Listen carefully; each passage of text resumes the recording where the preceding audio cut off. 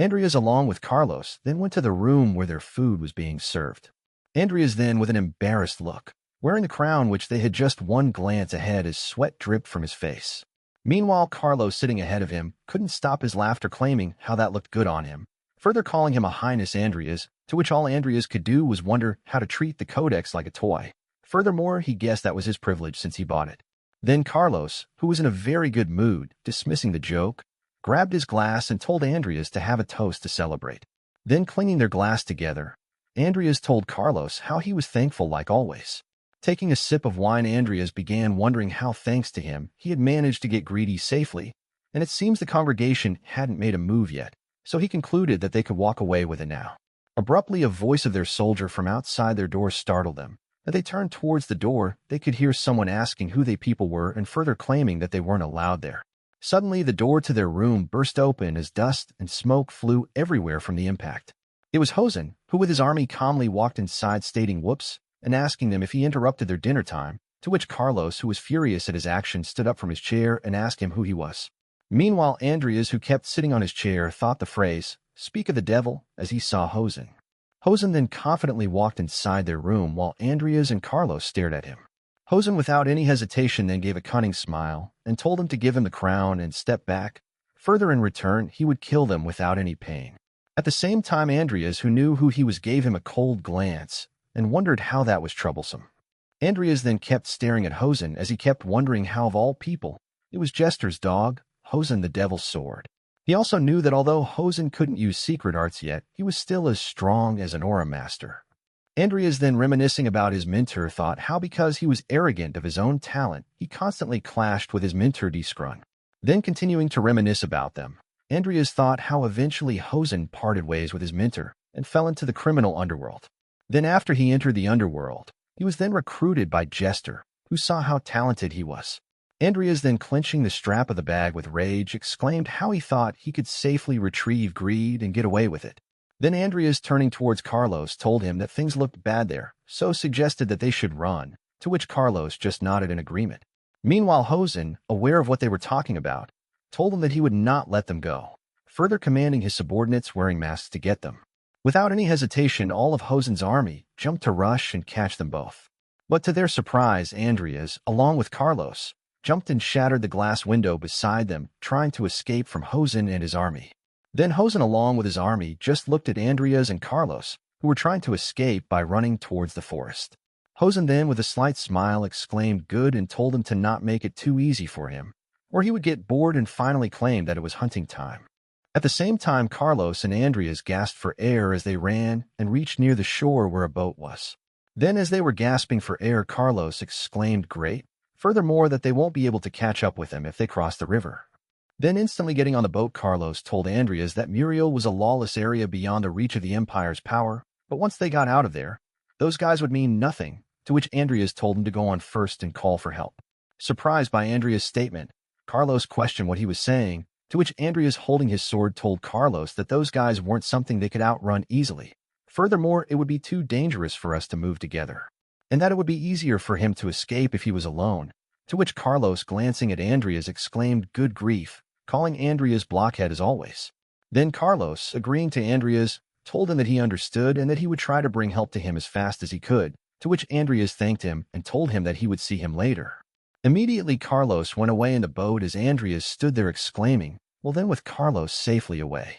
Instantly, a voice echoed as the black mages, looking at Andreas, yelled, "Found him," while Andreas, with a confident look and a smile, claimed how it was time for me to go all out. Then, as the black mages surrounded Andreas, they instantly yelled at him, asking where the other guy was. At the same time, one of them claimed how the crown was probably with that guy. In response, Andreas dropped his bag and said, "Sure," further telling them to come and take it. Then, with a cunning smile, Andreas unshed his sword and exclaimed if they could take it. The black mages instantly became furious by Andreas's words and yelled at him, asking how dare he mock them. The black mages then rushed towards Andreas, while threatening him, saying how they would shred him to pieces. But to their surprise, Andreas, with blood-red eyes, swiftly swung his sword, slashing the black mages who were the closest to him. At the same time, other black mages, yelling at him to die, jumped towards Andreas, holding their daggers ready to attack him. But they were no match for Andreas, who instantly used his summoning spell and called upon Rudradal, which made his eyes glow. Meanwhile, Hosen, who was analyzing Andreas's moves, looked at him in surprise, questioning himself how he was using a summoning spell, further wondering if it was an undead. Abruptly, a huge giant's fist came rushing towards the black mages from a summoning portal that Andreas called for, which instantly killed the black mages who were trying to attack Andreas. The sudden summoning attack from Andreas left everyone shocked as they tried to comprehend what just happened. Then one of them, looking at the huge arm that appeared from the summoning portal, questioned what that big arm was. Sensing their confusion, Andreas swiftly moved behind the black mage and stabbed him from the back as he told him to try not to get distracted. Simultaneously, Andreas launched multiple swings from his sword, killing all the black mages who were attacking him one by one, while Hosen just stood and looked at him in surprise. Hosen then started to wonder how Andreas was not only skilled in black magic, but he was even skilled with the sword. Then, with a slight grin, he claimed what an interesting boy, and on top of that, that swordsmanship was something he recognized. Meanwhile, Andreas just kept splashing the black mages, ruthlessly killing them one by one. But suddenly Andreas sensed an attack coming towards him and instantly turned around towards the direction of the attack. It was none other than Hosen, who came rushing towards Andreas, which made the two of their swords clash amongst themselves, causing a huge impact that sent shockwaves all around them. As they clashed amongst themselves, Hosen, with a scary look on his face, told Andreas how he wondered who he really was, to which Andreas responded by telling him who knows, further asking him to try guessing. Furious by Andreas's response, Hosen, calling him a brat, kicked Andreas, sending him flying in the opposite direction. But it was not enough for Hosen to defeat Andreas, as he instantly plunged his sword in the ground to brace for Hosen's kick. Hosen, then looking at the sword Andreas was holding, claimed that swords felt like he saw it in a book somewhere. Then walking towards Andreas, he said that a named sword like that is wasted on him. At the same time, Andreas, who was maintaining his posture, wondered how it looked like Hosen was stronger than Pyatt. Furthermore, he thought how he would be able to win if he used Sloth there, but the aftermath would be a problem. Hosen then, with a huge smile on his face, exclaimed, "All right," and that he would add that sword of Andreas to one of his collections too. In response, Andreas, glancing at Hosen, questioned about his collections, furthermore telling him what a pretentious thief he was. Hosen, listening to Andreas' words, clenched his teeth in anger, as he could not stand Andreas any longer. But without any hesitation, Andreas continued telling Hosen, like he said, he should try it if he could, and began opening multiple summoning portals, calling out Nickel and Timer. Then Andreas thought if Hosen was relying on the item's power. At the same time, Hosen was bewildered at what he was witnessing as he opened his eyes wide open in shock. Andreas then resurrected all the dead black mages' corpses and thought how he was going to use sheer numbers to overpower him. Looking at the sudden turn of events, Hosen started to giggle as he stared at Andreas. Then, as the undead black mages walked toward Hosen, he told Andreas that he really was an interesting one, as he couldn't have imagined meeting a necromancer who used a sword. Hosen then immediately grabbed the handle of a dagger he had on his belt, which looked like it was glowing. Hosen then called the name demon culling sword Ganos and grabbed the dagger, which emitted a light glow. This surprised Andreas, leaving him dumbfounded and worried as he questioned himself if he really had an anti-undead sword. Meanwhile, Hosen, holding both daggers in his hands, told Andreas that if he also took his corpse back with him, he was sure that Master Jester would be pleased, while Andreas, looking at him, wondered how many swords there were in his subspace sheath. Andreas then prepared to launch his attack and decided to start with a war of attrition. Then Andreas told the black mages to go and attack Hosen. All the undead black mages instantly jumped towards Hosen, trying to attack him from all directions. In response, Hosen, holding his daggers tightly, asked if he thought he could win with trash like that. Hosen then, with a serious look on his face, launched his relentless attacks, slashing the undead black mages one by one effortlessly. Andreas opened his eyes wide open in shock as witnessed the power of Hosen. Hosen didn't stop there, as he sent multiple slashes towards Andreas that were so powerful that even Nickel and Andreas had to defend with their swords to avoid damage. But at the same time, Timer, with a plan in mind, swiftly dodged the slash and ran towards the other direction. Timer then ran at an incredibly fast pace as he growled with aggression, while Andreas was still defending from Hosen's attacks. Hosen then, with a cunning smile, claimed that undead were easy enemies because they were dumb. Instantly, Hosen gave a serious expression as he sensed something above him. It was none other than Nickel, who was ready to slash Hosen. Out of nowhere, Timer also appeared as both Timer and Nickel launched their attack toward Hosen. But Hosen, being the monster he was, jumped up above them as he claimed for a bunch of corpses. They sure could move. Simultaneously, Andreas, gathering mana on the palm of his hand, used his summoning magic as he wondered how about that. Immediately, a huge portal opened above Hosen, from which the huge undead giant came out ready to launch his attack. Undead, swinging his sword to launch an attack toward Hosen, whereas Hosen in the mid-air looks back at the giant with surprise. With a glance at the giant and a slight smile on his face, he grabs his sword at the back and spells out the name of the sword. Andreas, with a shock, looks at the sword and questions himself, is that the magic sword Farong? Magic sword Farong is a sword that gives its wielder a temporary buff by absorbing the opponent's strength. Suddenly, a huge explosion occurs which was caused by the attack launched by the undead, where the battlefield was covered by the smoke and dust. With no time left, when the smoke cleared, Hosen, with a fearless look and smile, was defending himself with his sword while the undead was pushing hard towards him with his giant sword. Unleashing the power of the magic sword Farong, he instantly started absorbing the strength of the giant. While gathering the strength, he stared at the giant with a bold look and started the laugh of the evil eye. Andreas glanced towards the fight and stated shit that Hosen was going to absorb Rudol's massive strength. Immediately, he banished the undead with his summoning magic and admitted himself that Hosen was a bad match for him. The blue aura begins to show up from the Hosen body. Andreas, Nickel, and rest of the corpse were observing him with shock when Hosen was ready to begin the fight with a tremendous blue aura. Suddenly, with the evil look and laugh on his face, he mentions that was a corpse of a giant tribe just now and thanks Andreas for giving him that strength. Instantly, his ally started to launch an attack on him, but without any hesitation, he swung his sword towards them and scattered their body parts into pieces. Smashing the head of one of the ally, Hosen states that he was thankful to Andreas for making use of those guys, and also he brought them along with him because they were his client's underlings, but all they did was whine and make him kill them.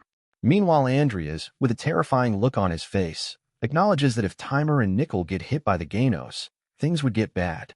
In a flash, Hosen declared that with those annoying bunches now gone, let's get to the fun part now. Out of nowhere, Nickel attempts a swift sword strike at Hosen, but with a cold, steely gaze, Hosen evades the attack. Right after dodging the attack, Hosen jumps in the mid-air above the Nickel, grabs his sword at the back with his left hand and pointing another sword at Nickel yells, "Right, let's start with the most interesting part, skeleton." Nickel looks surprised at how did Hosen get past his attack and where behind him then the red aura begins to release from the sword of the Hosen. Subsequently, Hosen with the red sword on his hand mentions that it's been a while since he used the Swordbreaker and expresses him to have some fun. On the other side, Nickel was in a ready position to have a duel. Suddenly, Andreas with a frightened look screams, "Shit, Hosen is changing his swords too fast," and with a loud voice warns Nickel not to take direct hit from that sword. Andreas knew he had to defend at any cost. So without any hesitation, he jumped and deflected the slash sent Hosen as Nickel, who also was attacking Hosen, relentlessly slashed Hosen as Hosen defended himself with his sword. At the same time, Timer was witnessing all this and preparing a plan of action. Suddenly, a huge explosion occurred as they clashed their swords, which sent shockwaves everywhere. It was none other than Andreas along with Nickel, who had attempted to slash Hosen, but Hosen, being the cunning one, deflected both their attacks by his daggers effortlessly. Abruptly sensing the danger, Timer jumped above Hosen with blood-red eyes, determined to take him down. But Hosen, who was defending against Andreas and Nickel, felt a presence behind his head and instantly glanced towards a direction. Immediately, Timer launched his attack, which made a huge explosion happen, leaving the whole ground scattered as shockwaves were being sent all around. Timer, Andreas, and Nickel, all three looked like they were being overwhelmed by Hosen single-handedly. Hosen then gave a cunning smile as he looked unfazed by all their combined attacks. Hosen then, looking at the three of them, yelled, "What a shame," which made Andreas puzzle at his reaction. Andreas then, with a worried look, wondered how the last attempt was too close. Then Andreas, glancing towards Nickel, thought if Timer hadn't been there, either Nickel or he would have been cut in two, but suddenly Andreas noticed something. Andreas then, with a bewildered look, stared at Nickel as he exclaimed, "Oh no," his left hand, and that even his sword was broken. At the same time, Hosen kept grinning with excitement, and then told Andreas that it was about time he ended this. Furthermore, Hosen, calling Nickel an aura using undead, told him that it was fun fighting against him. In response, Andreas, with a serious look, started to wonder if he had no choice but to use Sloth there, and ordered Nickel to go back for now. But to Andreas' surprise, Nickel didn't even look at him and kept staring at Hosen with determination, which left Andreas puzzled. Andreas then, agitated with Nickel, called him Oi and yelled at Nickel that he said to go back, to which Nickel still kept ignoring Andreas. Suddenly, Hosen began laughing and told Andreas that it looked like he got more backbone than his master. Furthermore, he questioned if he was not turning his back on his enemy. Suddenly, a system notification window popped up stating that the Sloth Phantom of legendary grade wishes to use the Sloth. Instantly, Nickel started to emit a yellow mana surrounding him as another system notification popped up stating that the Sloth Phantom of legendary grade and the Sloth would be sharing cooldowns, and asked Andreas if he accepted. Suddenly, Andreas, with a look of surprise and hope in his eyes, exclaimed right as he had forgotten that Nickel could also use the Sloth. Andreas then began reminiscing about the time when the original Sin recognized Nickel as Sloth Phantom. Andreas then began to wonder how, considering the pain he felt at the time, which felt like his whole body was being torn apart, and thought it might be better if Nickel, who can't feel pain, used it. At the same time, Hosen, maintaining a fight stance, told Andreas how it seemed like he was out of tricks and told him to let's end this. But to Hosen's surprise, he suddenly felt a tremendous power which left him puzzled as he tried to comprehend what it could be. It was none other than Nickel, who with the power of Sloth was ready to launch his attack toward Hosen. Hosen then, without any hesitation, jumped towards Nickel, asking him what he was planning this time. But to his surprise, Andreas jumped towards Hosen, yelling at him to not dare interfere with Nickel, and was ready to slash him as Hosen turned towards Andreas. Andreas' slash was again deflected by Hosen as he used one of his magic daggers to defend against Andreas. Hosen then attacked Andreas with his other dagger and told Andreas that he had pretty impressive swordplay for a mage, but it was still too sloppy as Andreas defended with his sword. Hosen's attacks started to overwhelm Andreas as he was struggling to defend at any cost. Hosen then exclaimed later and began preparing his other dagger to attack Andreas. But before Hosen could launch his attack, Timer sent his punch towards him, which left Hosen no choice but to dodge in the other direction and also helped Andreas defend against him. Hosen then, as he dodged, thought what an annoying cat it was and decided to take care of him first. Suddenly, a bright light started to glow beside him, which made Hosen turn towards the direction of the light in annoyance. It was none other than Nickel, who was covered in blue aura and was ready to launch his attack, which left Hosen bewildered as he tried to comprehend how that was possible. Meanwhile, Nickel, without any hesitation and look of determination, began to launch his sword attack toward Hosen. At the same time, Hosen was still puzzled as he exclaimed, "What the hell?" and thought to himself, how for an undead? That was a tremendous aura. Instantly, Nickel completed his single stroke, which left Hosen dumbfounded and questioning what just a single stroke after all that aura he gathered. Meanwhile, Andreas, who knew what a single swing from Nickel meant, gave a cunning smile, glancing towards Nickel. In just a moment, Hosen, with his eyes wide open, realized what that attack was and exclaimed no. Instantly, the single swing sent by Nickel, destroying everything in its path, almost reached Hosen, while all Hosen could do was yell how was Aura's secret arts. The attack was so powerful that even Andreas, who was witnessing all this, had to cover himself and brace for impact. Then Andreas, amazed by the power Nickel just displayed, looked at Nickel in astonishment. Andreas then began to reminisce about the time when Nickel was alive. And as he kept staring at Nickel, all he could do was remember the things Nickel was capable of and how much he had done for him. So as Nickel began disappearing into the summoning portal, Andreas, looking down, thanked Nickel for all his help. Suddenly, Andreas heard a cough from where the attack had landed. It was none other than Hosen, who was still standing even after taking all that damage. Andreas, then staring at Hosen, thought how that guy survived Nickel's secret arts. Meanwhile, Hosen, who had brushes all over his body and also had broken both his daggers, yelled "No way" as he looked at his daggers, calling him Dagger Sword Breaker, and even Farong too.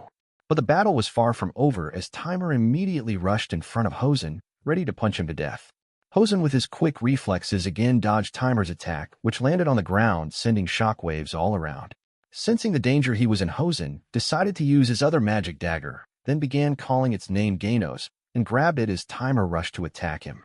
Hosen, then calling Timer a corpse, tried to launch his counter-attack against him.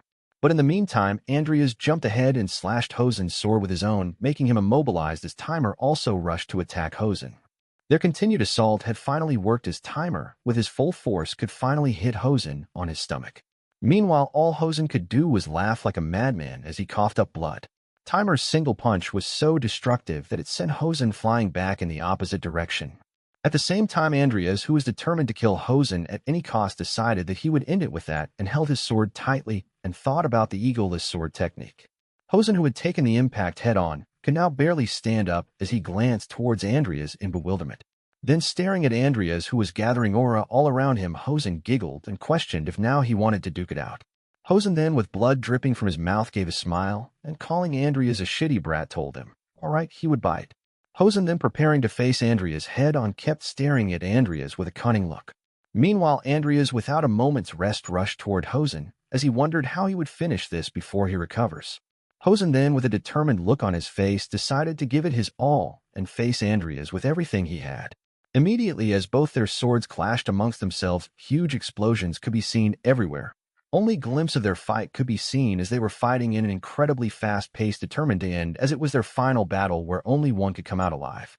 Suddenly, Hosen started reminiscing about his old times where Disgrun had said that Hosen was half wrong and half right. He was left in a state of shock as he heard what his master just said while he stopped eating his potato and stared at Disgrun with amazement. Disgrun laughed as he stated how a sword is nothing more than a tool, and a tool should be the last thing one thinks about in swordsmanship.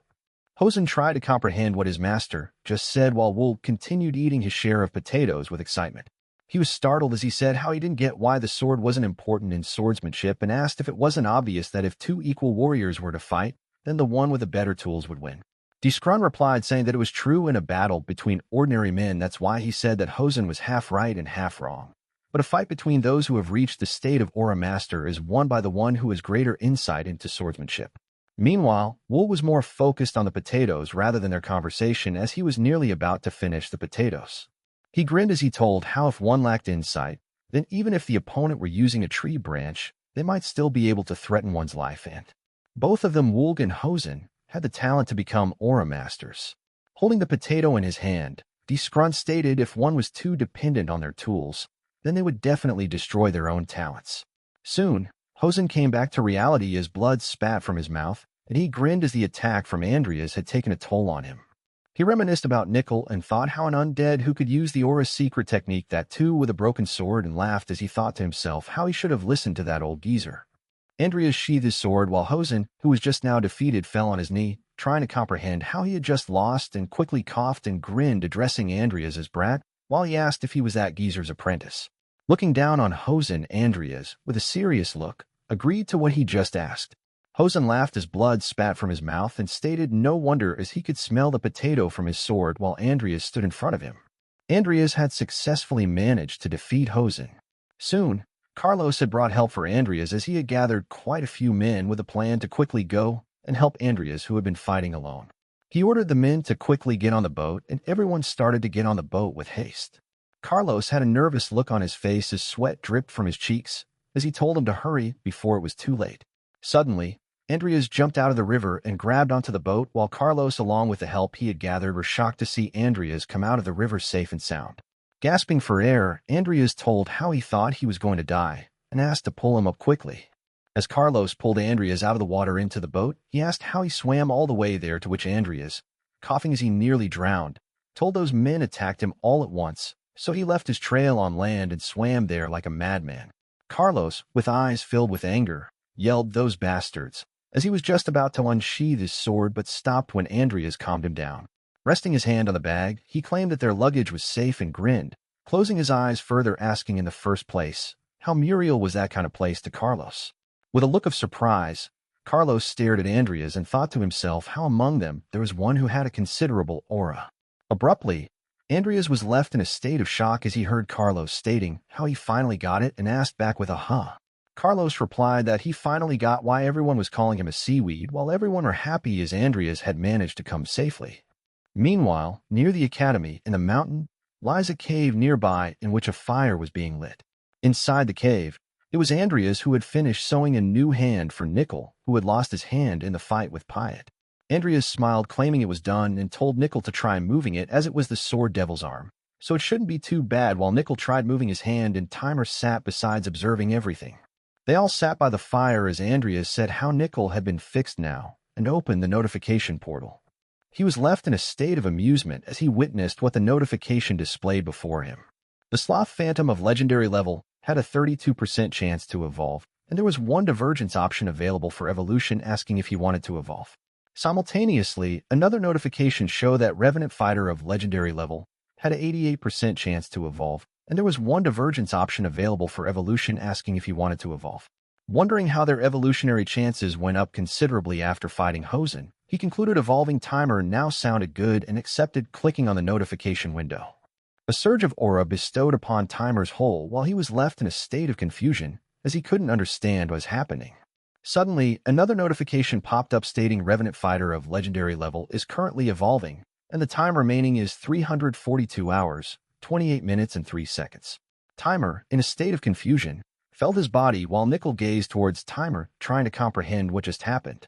Andreas just sat there wondering maybe he would have to start working on his elemental magic after he got back, and there was also something he wanted to research. Meanwhile, in Jester's castle, Jester, addressing Morn's apprentice, asked him what he was there for. It was none other than Sharon, who was shaking nervously as sweat dripped from his face while he was trying his best to smile. He exclaimed how he heard that he was being removed from the congregation. Jester's eyes glowed with anger as he agreed to him, claiming that he was the one who had suggested it. He continued saying how the congregation did not tolerate those who were unworthy, and even more so for someone who couldn't even manage a single disciple properly. With eyes filled with anger, he yelled Master Jester, that is, but was interrupted by Jester, who told even with none of that and asked if he had ever done anything useful for the congregation, further claiming that he hadn't managed to bring a single useful research result or artifact while his servant stood there listening to them. He didn't stop there. Jester told he was far inferior to that troublesome disciple of his and asked him if he knew how significant it was to secure a single codex, while Sharon stood there in complete silence, not being able to say anything. Abruptly, Jester glanced and yelled Sharon and asked if he wanted to stay in the congregation. Sharon was left in a state of shock. That was just what he had wanted to hear. Instantly, he put his hand on his chest as a sign of respect and claimed he would do anything requesting him to give his order, while Jester stood there as his plan was working. Folding his hand, Jester started telling about the location of the ancient magical beast, Kushane, had been found, and it was very close to Rodlin. His face started to lighten up as he grinned, thinking of a creature from the age of myth to be found in these times. A beast that could dominate intelligent beings and drain them of their strength through lesser evil spirits. He thought it was a magical beast only mentioned in ancient writings. Bloody red aura started to emit as he raised his hand, clenching it with his eyes glowing bright. He told he would give him the location of Kushane, how to unseal it, and the power to control it. He further continued saying that after Sharon had tamed the magical beast, he was to bring his impudent disciple before him. Reminiscing about the time when Andreas played everyone of the congregation, he grinned, thinking how Jester looked like he was not very pleased with Andreas taking the sloth and doing as he pleased, concluding how it suited him fine. He grinned as he thought how he could get rid of Andreas, who put him in that mess, and at the same time, if he was lucky, he might even get himself a magical beast. Jester ended the conversation telling him to pretend this conversation never happened, while Sharon, in the back of his mind, thought to himself how it must be because of the deal with Salem Edidia. With a cunning, murderous look on his eyes, he smiled, telling Jester to leave it to him, as it was also his duty as a teacher to discipline a misguided disciple.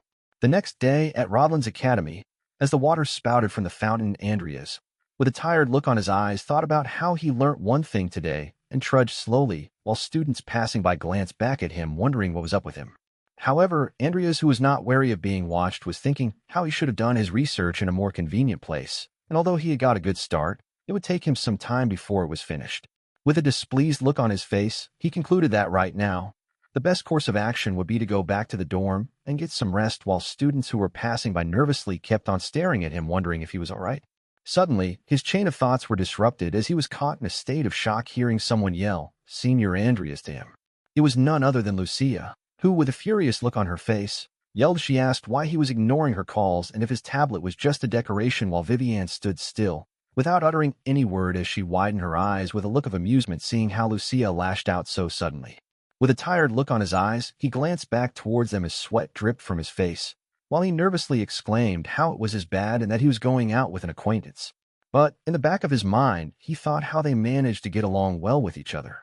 As she took out her tablet and pointed it towards Andreas, her eyes were filled with anger as she continued yelling how a warning notice had been posted, asking if he had seen it yet. Folding her hands, Lucia exclaimed that they could finally say goodbye to that dank student dormitory, while Vivienne, in the back on her mind, was wondering how she wanted to live in the same dorm as her Mr. Fairy.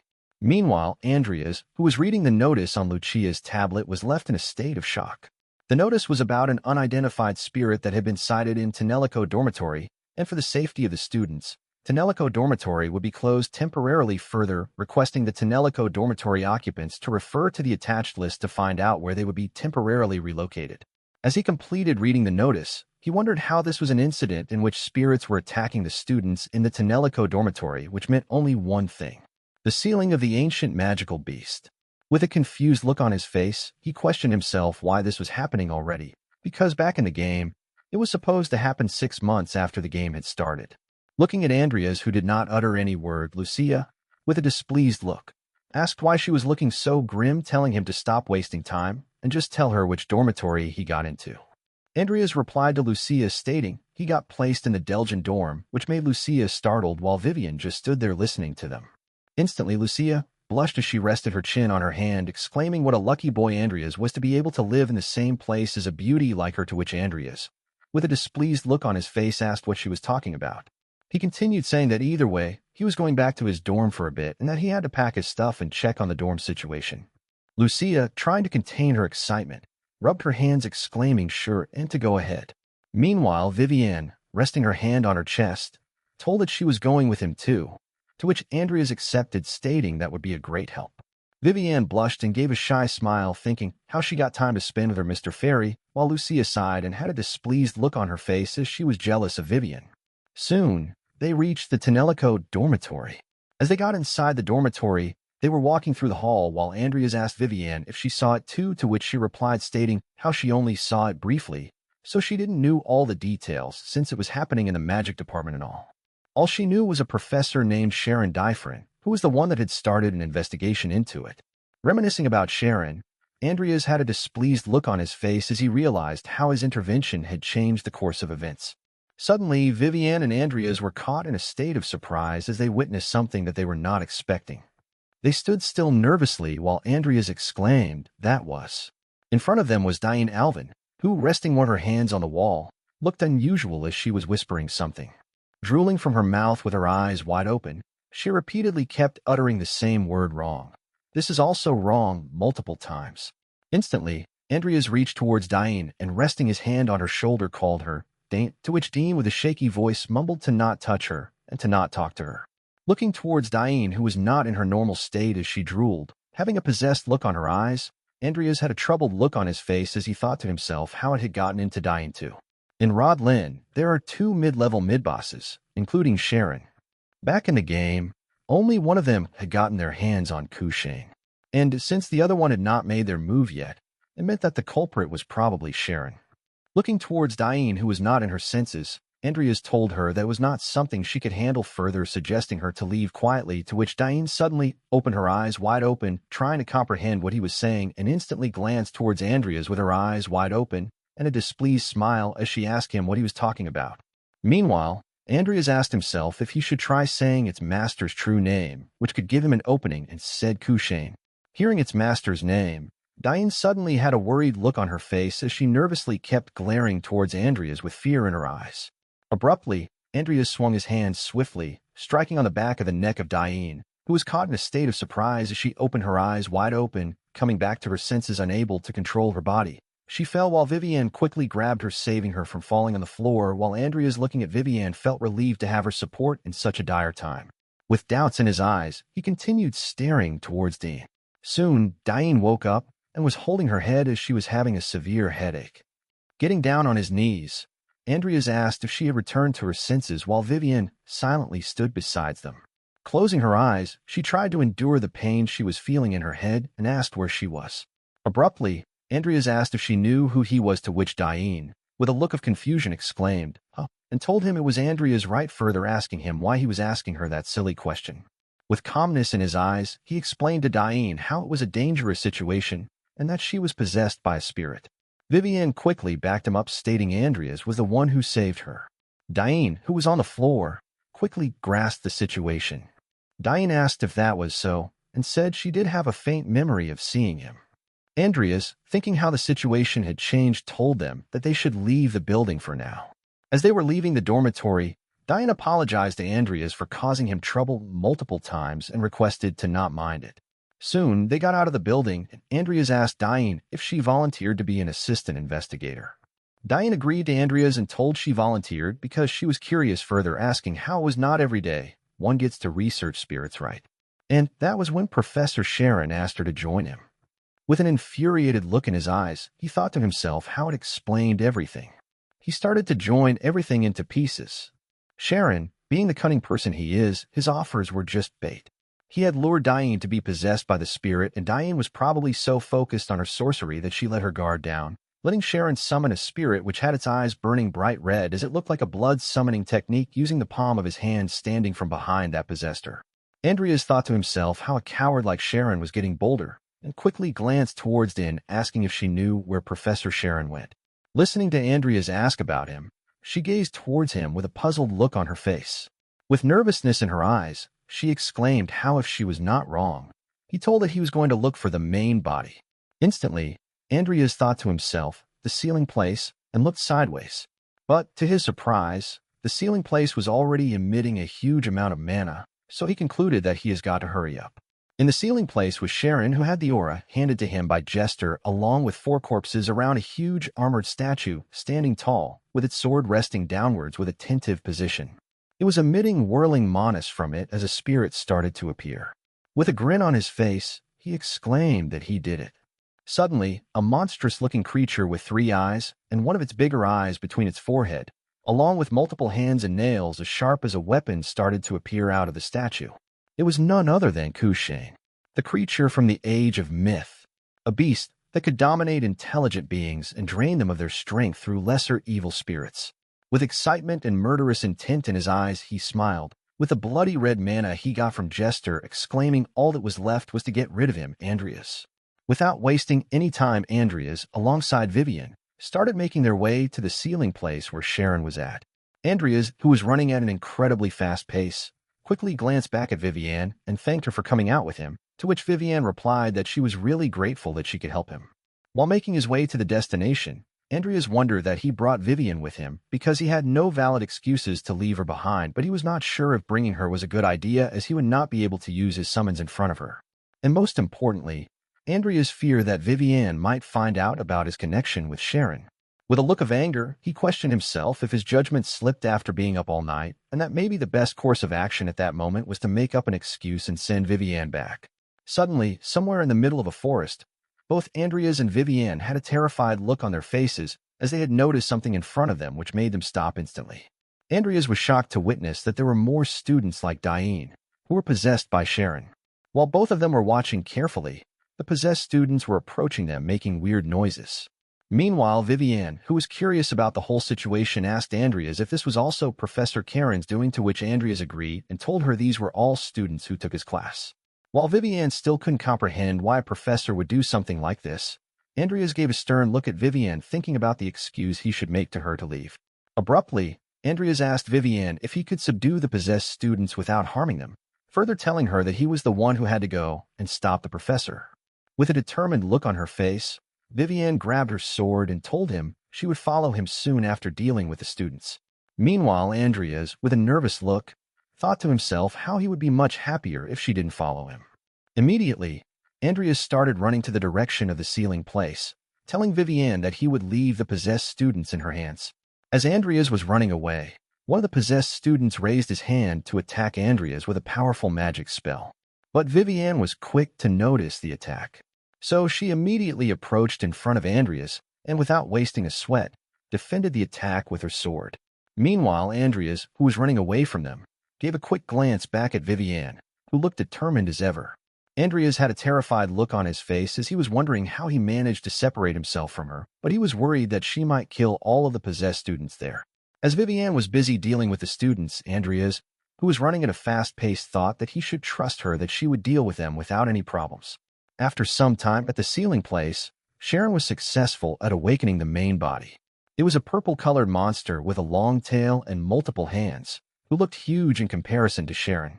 As Sharon was watching the monster with a look of excitement, he thought that the monster was perfectly under his control. But there was a sudden change in his expression as his excitement turned into fear, sensing something from a distance. Immediately, Sharon sensed a dangerous attack coming right towards him. So to protect himself, he used his left hand to use a magic spell, Bone Wall, to shield him from the attack while he was holding a valuable-looking red item in his right hand. He had a furious look on his face as glanced at the direction where the attack came from. Suddenly, Andreas appeared in front of him and told him that he had finally completed the magic spell, which left Sharon surprised as he didn't expect Andreas to show up to the sealing place. Meanwhile, Andreas, without any fear in him, started approaching Sharon, which left him questioning how and why Andreas was there. Andreas thought he could be on time to stop Sharon from completing the spell, but he was frustrated as he was too late. Looking at the three-eyed monster, Andreas thought how the monster had an abnormally fast unsealing time and the strange magic that surrounded his body. Instantly, the red item that Sharon was holding caught his attention as he figured out it was the Peldarine crystal, which was owned by Jester back in the game, which made Andreas realize that Jester was the one behind all of this. With a cunning look on his face, Sharon sternly asked Andreas how he dared to attack him, further telling him that he was about to go look for Andreas himself. Andreas calmly replied to Sharon how he was surprised as he didn't expect someone like him to even get to Diane. While Sharon was still holding the red crystal, Andreas ridiculed him for being a small timer. Listening to what Andreas had to say brought a sudden change of expression on his face. Sharon started acting like he was crying, which left Andreas confused as he did not expect such a weird reaction from him. Instantly, Sharon, with a cunning look, told Andreas he was right to take you in because of his insolent way of talking, and also told him about a past story where he had secretly overheard a conversation between Andreas's father and Master Morn. In that conversation, he heard Andreas's father stating how if they were to grow it, it would change the foundations of black magic, or even the whole world. He also heard Morn agreeing to it, calling it a fearsome thing.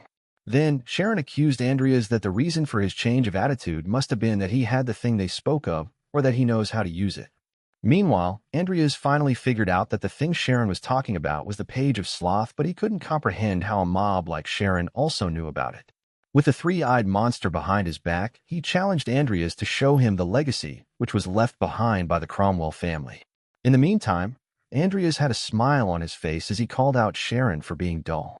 He further stated that he was wondering what his plans were, but it turned out his only plan was to rob a kid like Andreas. Listening to the disrespect from Andreas made Sharon even more angry than he already was. Without wasting any time, Andreas summoned his trusted swordsman Nickel and the Tiger King Timer as he said he was done talking. Meanwhile, Sharon had a look of bewilderment witnessing the summons of Andreas. He further asked Andreas if that was the Tiger Lord, Timer, that he got from the congregation. Looking at Andreas and his legendary summons beside him, he wondered how on earth someone like Andreas was able to control high-ranked undead already. But he was sure he was the powerful one as long as he had the Peldarine crystal with him, so Sharon told Andreas to remember who his master was. Listening to this brought a smile on Andreas, as he exclaimed how he didn't learn anything from Sharon, but as the saying goes, the student outshines the master. Hearing what Andreas just said made Sharon laugh like crazy, as he raised his left hand, infusing a powerful mana stating that Andreas was really an insolent brat. Suddenly, Sharon summoned multiple summoning portals around him as a large number of undead monsters and skeletons started appearing out of the portals. While some of the undead skeletons were normally dressed, others were fully geared with armors all over their bodies. Even a fully armed undead soldier, with no head on him, was summoned to the battlefield. While Sharon was standing beside his summons, there was also a vicious-looking three-eyed monster below the purple monster. Witnessing Sharon all the monsters, Andreas with a determined look thought to himself how Kushane was buffing all of his summons. Andreas figured that this might be a gruesome battle, so he quickly grabbed his sword to be prepared for it. With confidence on his face, Andreas sternly told Sharon that he had enough of him, and he was cutting his ties with Sharon here and now. Meanwhile, Sharon, with excitement in his eyes, replied to Andreas that he was going to kill him and also take Cain Cromwell's legacy, further warning him that at the end, he was to reanimate the corpse of Andreas to be his slave, which left Andreas in anger, hearing all of this. In the meantime, Vivienne, who was left to deal with the possessed students, was still efficiently doing her job as she viciously attacked one of the students with her sword, which made the possessed student flying a long distance back. While she looked kind of tired fighting them alone, she thought to herself that she should deal with them faster so that she could catch up with Andreas quickly. But she was not able to fully knock the possessed students out as she noticed they kept standing up to fight more. Blood was dripping all over their faces as they had no control over themselves and were simply being possessed by Sharon to fight until they died. Instantly, Vivienne had a thought on her mind as she tightly grabbed her sword.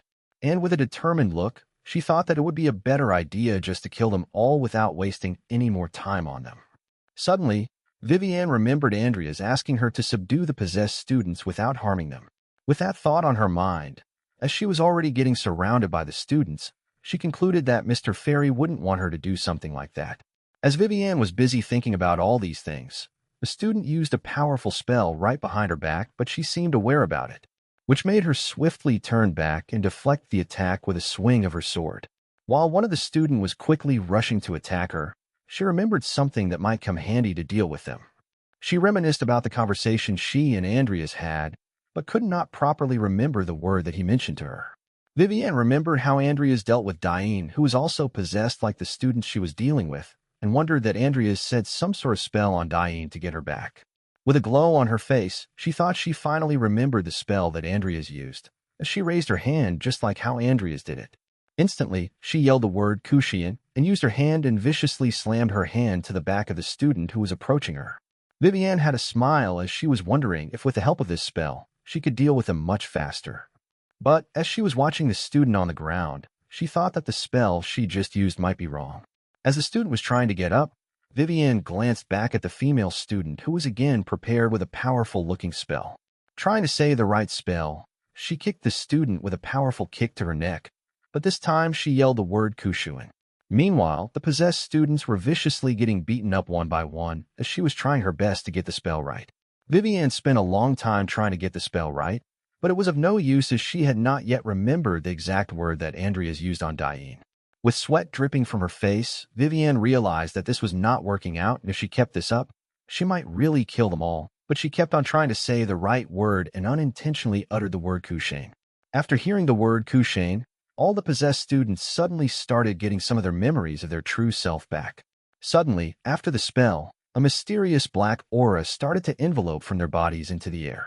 Meanwhile, Vivienne, who was witnessing this happen, wondered if the spell was correct and if it was really working. As she figured out that the spell was working, she had a look of determination as she thought that all she had to do now was to beat them up.